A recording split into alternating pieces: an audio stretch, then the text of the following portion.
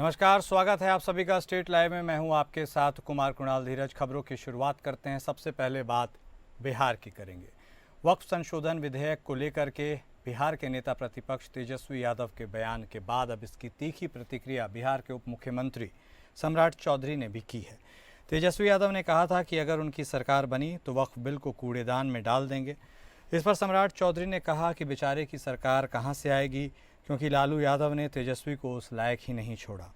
उन्होंने ये भी आरोप लगाया कि तेजस्वी के पिताजी ने बिहार में भ्रष्टाचार किया और जनता को धोखा दिया। पटना में डिप्टी सीएम सम्राट चौधरी ने तेजस्वी यादव को वक्फ बिल पर दिए गए बयान का जवाब देते हुए कहा कि तेजस्वी को पहले यह स्पष्ट करना चाहिए कि उनके परिवार ने बिहार में भ्रष्टाचार किया। उन्होंने ये भी कहा कि लोकतंत्र में जो विधेयक सदन से पारित हो चुका है उसे जनता का विश्वास मिला है। सम्राट चौधरी ने यह भी कहा कि तेजस्वी की सरकार बनने की बात केवल कल्पना है, क्योंकि लालू यादव ने उन्हें कभी उस लायक नहीं बनाया।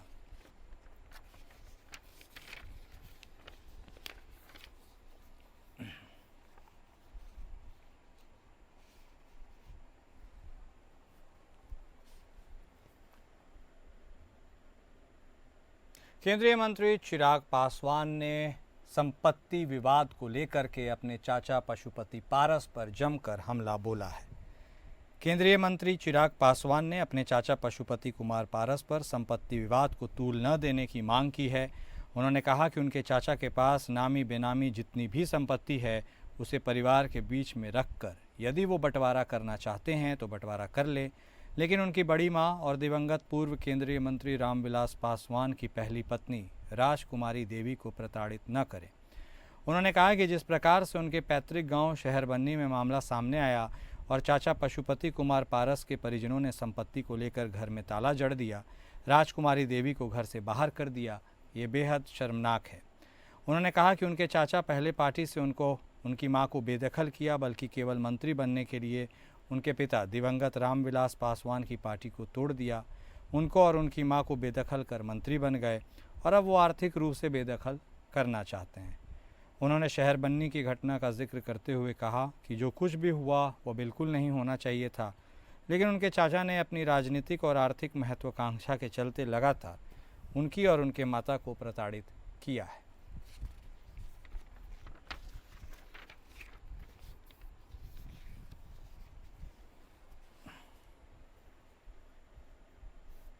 जनसुराज के प्रवक्ता विवेक कुमार और सैयद मसीहुद्दीन ने आज पटना में प्रेस कॉन्फ्रेंस कर नेता प्रतिपक्ष राहुल गांधी के 7 अप्रैल और प्रधानमंत्री मोदी के 24 अप्रैल के बिहार दौरे पर हमला बोला।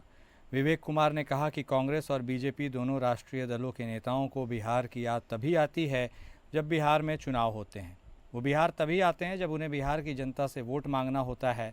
बिहार आकर भी ये नेता या तो विकास का झूठा मुखौटा प्रस्तुत करेंगे या फिर जाति और धर्म की बात करेंगे। विवेक कुमार ने केंद्रीय गृह मंत्री अमित शाह को याद दिलाया कि बिहार में उनकी सरकार करीब 19 साल से है और केंद्र में बीजेपी 10 साल से सत्ता में है। अब फिर से चुनाव नज़दीक आ रहे हैं, इसलिए वो चीनी मिलों की बात कर रहे हैं। हमारा सवाल है कि जब सरकार उनकी है तो उन्होंने चीनी मिलों को चालू क्यों नहीं करवाया।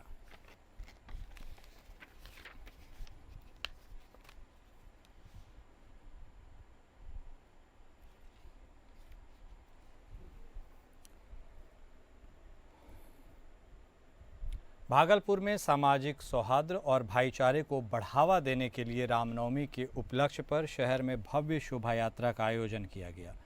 इस शोभा यात्रा की शुरुआत में नगर विधायक अजीत शर्मा ने इसकी नारियल फोड़कर शुरुआत की।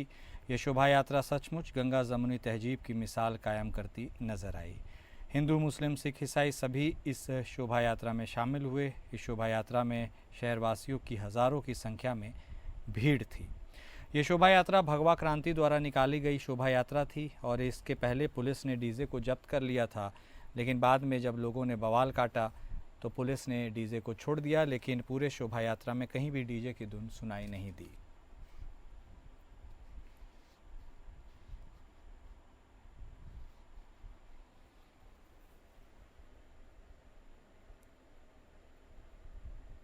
गर्मी की प्रचंडता बढ़ते ही अगलगी की घटनाएं भी बढ़ती चली जा रही हैं। ऐसा ही एक वाकया मोकामा प्रखंड के छतरपुरा गांव से आया, जहां अगलगी की भीषण घटना हुई।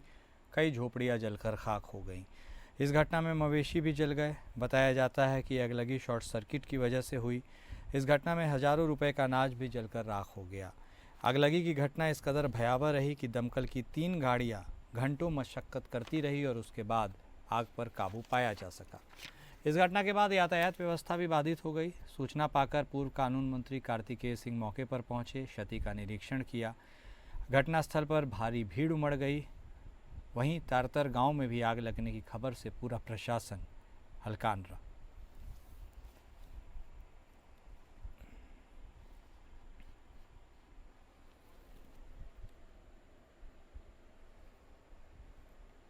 और अब बात करेंगे छत्तीसगढ़ की, जहां रायपुर में केंद्रीय गृह मंत्री अमित शाह ने अपने उद्बोधन में बस्तर पंडुम को अगले वर्ष से राष्ट्रीय महोत्सव के रूप में मनाने की घोषणा की है। उन्होंने कहा कि देश भर के आदिवासी जिलों के कलाकारों को इस महोत्सव में आमंत्रित किया जाएगा। बस्तर की संस्कृति को वैश्विक स्तर पर पहचान दिलाई जाएगी। केंद्रीय गृह मंत्री अमित शाह ने बस्तर पंडुम उत्सव में अपने उद्बोधन में जनजातीय आराध्य देवताओं का नमन किया। साथ ही महाराजा प्रवीर चंद भंजदेव को श्रद्धांजलि अर्पित की और कहा कि उन्होंने जल, जंगल, जमीन और संस्कृति की रक्षा के लिए अपना बलिदान दिया। केंद्रीय गृह मंत्री ने स्वतंत्रता सेनानी और सामाजिक न्याय के प्रतीक बाबू जगजीवन राम को उनकी जयंती पर श्रद्धांजलि दी और कहा कि उन्होंने दलित, पिछड़े और आदिवासी समाज के अधिकारियों के लिए जीवन समर्पित किया।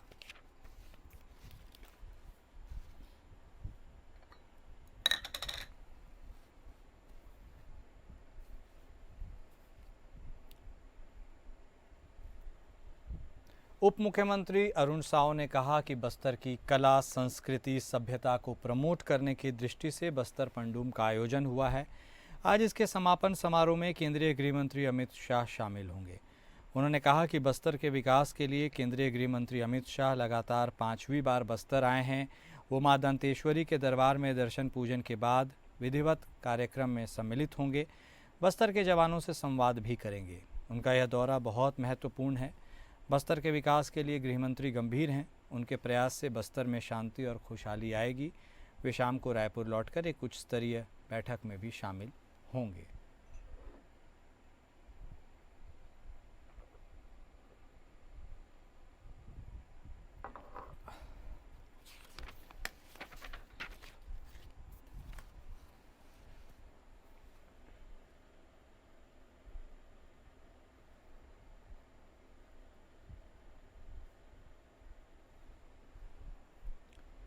प्रदेश कांग्रेस अध्यक्ष दीपक बैज ने कहा कि छत्तीसगढ़ में अमित शाह आ रहे हैं, वो बस्तर जाएंगे, लेकिन ये समझना पड़ेगा कि अमित शाह बार बार बस्तर क्यों आ रहे हैं।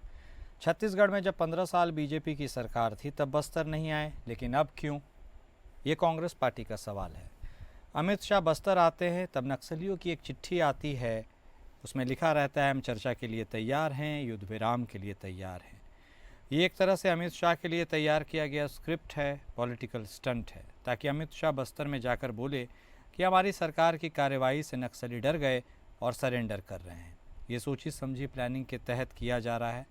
अमित शाह का बस्तर आने का मकसद है कि नक्सलवाद का खात्मा करना नहीं, बल्कि उनके चहेते उद्योगपतियों के जल, जंगल, ज़मीन और माइंस देने के लिए रास्ता तैयार करना। बस्तर में बहुत से मूल्यवान खनिज हैं और इसलिए उद्योगपतियों के लिए ज़मीन तलाश करने आए हैं। अमित शाह अंबानी और अडानी को बस्तर के खनिज संसाधनों को सौंपने के लिए आ रहे हैं।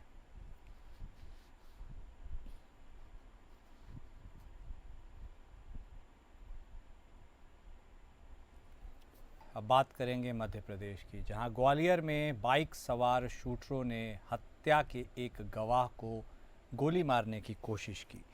गोली चलाते ही हालांकि वह बाल बाल बच गया, लेकिन बाद में स्थानीय लोगों की मदद से दोनों शूटरों को पकड़ लिया गया, जिनके पास से अवैध हथियार और जिंदा कारतूस बरामद हुए। घटना का पता चलता ही मौके पर पुलिस पहुंची, बदमाशों को हिरासत में ले लिया। जिस पर हमला हुआ है वो अपने छोटे भाई की हत्या में मुख्य गवाह है। 8 अप्रैल को कोर्ट में उसकी गवाही है। पीड़ित का आरोप है कि आरोपियों ने गवाही न देने के लिए हमला कराया है। वहीं पुलिस इस पूरे घटनाक्रम को सस्पेक्टेड मानते हुए मामले की जांच में जुट गई है।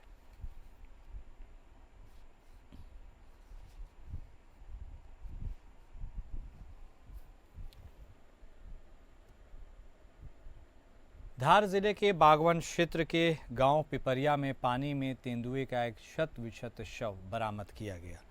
इसमें तेंदुए के कई अंग भी कटे हुए पाए गए हैं। वहीं अगले पंजे को किसी धारदार हथियार से काटा गया है। इस घटना की सूचना ग्रामीणों ने वन विभाग को दी। सूचना पाकर डीएफओ अशोक सोलंकी, बाग फॉरेस्ट रेंजर वैभव उपाध्याय और डॉक्टर्स की टीम मौके पर पहुंची है, जहां तेंदुए का पोस्टमार्टम किया गया है। वहीं डॉक्टर्स की टीम ने जांच में पाया कि तेंदुए के जबड़े से दांत को उखाड़ लिया गया है। प्रोस्टेट ग्रंथि भी शिकारियों ने काट ली है, उसके बाद इसे निकाल भी लिया है और इसी के साथ ही शिकारी ने नाखून भी निकाल लिए हैं और पंजे को भी काट कर ले गए हैं। वहीं वन विभाग के अधिकारी पूरे मामले की जांच में जुटे हैं।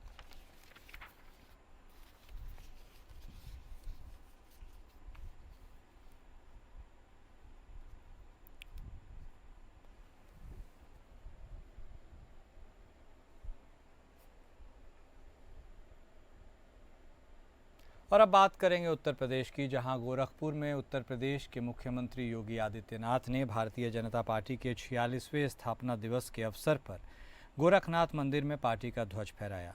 इस मौके पर उन्होंने पार्टी कार्यकर्ताओं के साथ उत्साहपूर्वक हिस्सा लिया और ध्वजारोहण के बाद सेल्फी लेकर इस पद को यादगार बनाया। झंडा फहराने के बाद उन्होंने कार्यकर्ताओं को संबोधित करते हुए पार्टी की उपलब्धियां, विचारधारा और राष्ट्रहित में बीजेपी की भूमिका पर प्रकाश डाला। इस दौरान मंदिर परिसर में माहौल पूरी तरह से बीजेपी के रंग में रंगा नजर आया। स्थापना दिवस के इस आयोजन को लेकर सुरक्षा के व्यापक इंतजाम किए गए थे।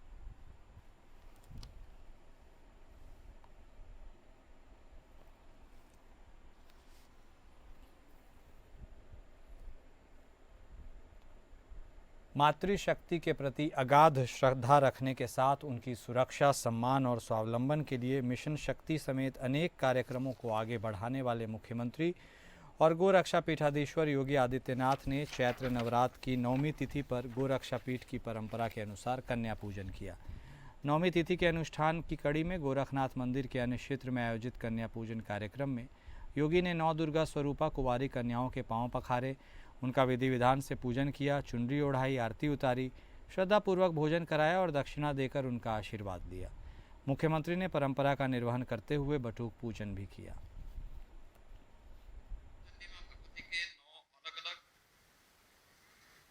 स्वरूपों की पूजा सनातन धर्मावलंबी करता है और आज कन्या पूजन के साथ वासंतीय नवरात्रि का एक कार्यक्रम अब समारोह की ओर जा रहा है। ये मेरा सौभाग्य है कि मैंने अभी देवी स्वरूपा कन्याओं के पूजन का कार्यक्रम अभी यहां पर संपन्न किया है। वे सभी प्रसाद पा रही हैं। भारत की सनातन धर्म की समृद्ध परंपरा में मातृशक्ति के प्रति श्रद्धा और सम्मान का भाव कितना प्रगाढ़ है, उसका यह उत्कृष्ट रूप हम सबको वासंतीय नवरात्रि और शारदीय नवरात्रि के रूप में देखने को मिलता है। चित्रकूट जनपद में अपने मायके जा रही प्रसूता महिला का रास्ते में ही प्रसव होने की मदद करने के लिए आई 2 महिलाओं पर नवजात शिशु को लेकर फरार होने का आरोप लगा। यह गंभीर मामला सामने आया है। दोनों महिलाओं का नवजात शिशु को ले जाते हुए फुटेज भी सीसीटीवी में कैद हुआ है। पुलिस ने अज्ञात महिलाओं के खिलाफ मुकदमा दर्ज कर लिया है, जांच शुरू कर दी है। मामला बरगढ़ थाना के मुरका निवासी राजेश कोल की पत्नी सत्यवा देवी का है, जहां कल ऑटो रिक्शा से वह रीवा जिले के डभौरा जा रही थी। रास्ते में रीवा जिले के डभौरा थाना क्षेत्र में चुनगी गांव के पास उसे असहनीय प्रसव पीड़ा हुई। वो गर्भवती थी। महुआ पेड़ के नीचे लगभग 12:30 बजे उसका प्रसव हो गया। गर्भवती महिला ने एक पुत्र को जन्म दिया। प्रसव के समय उसके पास 2 महिलाएं थीं। महिलाओं ने प्रसूता को घर छोड़ने के बहाने वापस एक ऑटो रिक्शा से लगभग 2 बजे बरगढ़ कस्बा लेकर आई। महिलाओं ने बाजार से कजरौटा लेने के बहाने नवजात बालक को रहस्यमय तरीके से लेकर रफू चक्कर हो गई। घटना की जानकारी बरगढ़ पुलिस को दी। पुलिस ने बताया कि अज्ञात के खिलाफ मुकदमा दर्ज कर सीसीटीवी फुटेज खंगाला जा रहा है। हम जा रहे हैं डबाउरा ही जा रहे हैं, मम्मी बुलाए रही हैं, हम जात रहे हैं। हम घर में बताए कि नहीं गया हमको उससे, उसका बेटी के पापा से बात कर रहे हैं, बोले कि ठीक हो गया चले जाओ हो गया। यहाँ से हम चले गए हमारे यहाँ से हम नीचे सूख गए हमारे, न पेट पिरा रहा न कुछ भी होता है। यह जाता भी पुरंगी भरमाए इतना बा। थाना क्षेत्र बरगढ़ के मुरका गांव की एक महिला है जिसका मायका डभौरा के पास है। कल वो घर से अपनी 5 वर्ष की सौतेली बेटी के साथ मायके जाने के लिए निकली और अशोक चौराहे से डभौरा के लिए ऑटो में बैठी थी। डभौरा से थोड़ा दूर पहले चुनकी जगह है, वहाँ वो ऑटो वाले को रुकवा करके उतर गई। महिला के अकॉर्डिंग कि उसको दर्द हुआ, प्रसव पीड़ा हुई, इस नाते वो उतरवा के रुक गई।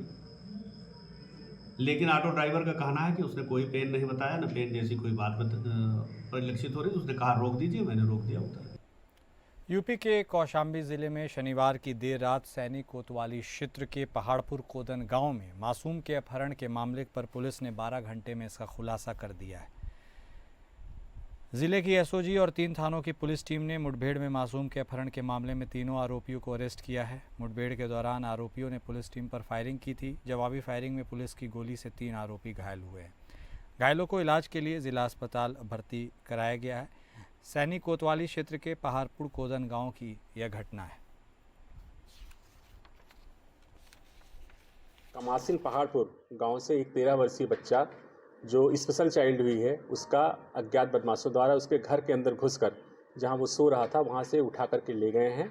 और एक वहां कुछ हम लोगों को कागज़ भी मिला है जिसमें फिरौती की रकम की भी बात आई है। इस सूचना पे तत्काल थाना सैनी की टीम और सभी क्षेत्राधिकारी, एसओजी प्रभारी, ये सारे लोग और मैं स्वयं एडिशनल एसपी वहाँ मौके पे पहुँच गए थे। जनपद में जितने भी बॉर्डर्स हैं उनको सील कराया गया, चूँकि ये सूचना हुई थी कि ये एक बाइक है और एक 4 व्हीलर है जिससे ये बदमाश आए हुए थे, ऐसा हम लोगों को सीसीटीवी फुटेज से ज्ञात हुआ। संभल में शाही जामा मस्जिद के दूसरे सर्वे के दौरान हुई हिंसा के बाद जिला प्रशासन द्वारा मस्जिद के सामने वाली खड़ी मैदान में सत्यव्रत पुलिस चौकी बनवाई गई है। रामनवमी के दिन जिलाधिकारी और पुलिस अधीक्षक ने कन्या से फीता कटवाकर इसका लोकार्पण करवाया।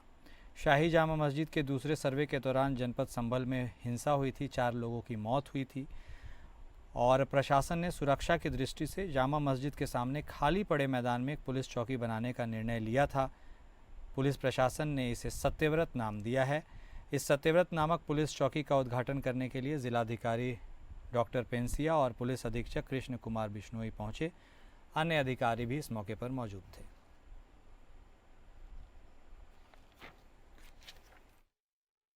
नवरात्र का अंतिम दिवस है और भगवान श्री राम का भी जन्म दिवस है। तो आज के दिन सत्यव्रत चौकी तहसील संभल में, जहां मिक्स पॉपुलेशन का जो एपिसेंटर है, वहां पे इसको स्थापित किया गया है। ये सबसे ऊंचा टीला या सबसे ऊंचा स्थान है पूरे संभल का और बहुत ही संवेदनशील क्षेत्र है। लंबे समय से यहाँ के लोगों की मांग भी थी और आवश्यकता भी थी चौकी स्थापित करने की। उसी के क्रम में हमारे द्वारा यहाँ पे सत्यव्रत पुलिस चौकी का आज उद्घाटन किया गया। सर, क्या क्या विशेषताएं हैं? एक तो जो सामने पीएसी रहती थी, बहुत ही विपरीत स्थिति में रहती थी, तो पीएसी को रहने के लिए स्थान उपलब्ध होगा। डिस्ट्रिक्ट कंट्रोल रूम बनेगा। उसके अतिरिक्त जो सेफ सिटी प्रोजेक्ट चल रहा है, उसके अंतर्गत आसपास की जो सीसीटीवी कैमराज है उनका ICCC यहीं पे बनेगा। हमारे देश में कानून का राज है और इस लिहाजे से कानून की पढ़ाई काफ़ी अहमियत भी रखती है। संविधान के स्तंभ के रूप में न्यायपालिका का विशेष स्थान है। इसी को लेकर कई यूनिवर्सिटीज़ और कॉलेजेस में छात्र छात्राएं कानून की शिक्षा हासिल करते हैं। कुछ इसी तरह का नज़ारा रामपुर जनपद स्थित दीक्षित कॉलेज ऑफ लॉ में भी देखने को मिला। यहाँ पर HOD चंदन कुमार सिंह ने मुख्य जज की भूमिका निभाई, तो वहीं कानून के छात्रों ने अधिवक्ताओं और पेशकार के किरदार में नजर आए। रामपुर जनपद में दीक्षित कॉलेज ऑफ लॉ काफ़ी अहमियत रखता है। यहाँ पर बड़ी संख्या में छात्र और छात्राएं कानून की शिक्षा हासिल करते हैं। फिलहाल बात हो रही है इस कॉलेज के अंतिम वर्ष में स्टडी करने वाले उन छात्र छात्राओं और कॉलेज स्टाफ की जो यहाँ पर मौजूद काल्पनिक कोर्ट में जज, अधिवक्ता और अन्य भूमिकाओं में नजर आए। काल्पनिक कोर्ट में काल्पनिक मुकदमे की प्रक्रिया के दौरान अधिवक्ता बने छात्र छात्राओं ने अंतिम बहस की। इस दौरान मूट कोर्ट के अंदर का माहौल बिल्कुल असली कोर्ट की तरह ही नजर आया। वहीं मुख्य जज की भूमिका में कॉलेज एचओडी चंदन कुमार सिंह नजर आए। आज एलएलबी का जो सिस्टम सेमेस्टर का छात्रों का मूट कोर्ट, पहला मूट कोर्ट प्रारंभ कराया गया था और जो महात्मा ज्योतिबा रोहिलखंड विश्वविद्यालय बरेली के पाठ्यक्रम के अनुसार 6th सेमेस्टर के छात्रों का जो आज मूट कोर्ट का सिलेबस पाठ्यक्रम है उसके अकॉर्डिंग आज फर्स्ट मूट कोर्ट कराया गया था। सर इसका क्या मोटिव क्या होता है सर इसका? इस मूट कोर्ट से बच्चों को लिए प्रैक्टिस कराई जाती है आभासी न्यायालय में, जिससे कि वह छात्र अपने कैरियर में आगे जो अधिवक्ता का जो प्रैक्टिस अपनाएंगे उसमें एक सक्सेस एडवोकेट के रूप में कार्य कर सकें। सर आज आप जज की भूमिका में दिखाई दिए। हाँ, मैं भी एज ए एडवोकेट ही हूँ और यहाँ मूट कोर्ट समन कोऑर्डिनेटर कर रहा हूँ, तो इसलिए आज मैंने जो जज की भूमिका निभाई उसको साथ में छात्रों को एक मैसेज देना चाहता हूँ कि छात्र के द्वारा ही एक सक्सेसफुल एडवोकेट और जज भी बन सकता है। और स्टेट लाइव में अभी के लिए बस इतना ही। नमस्कार।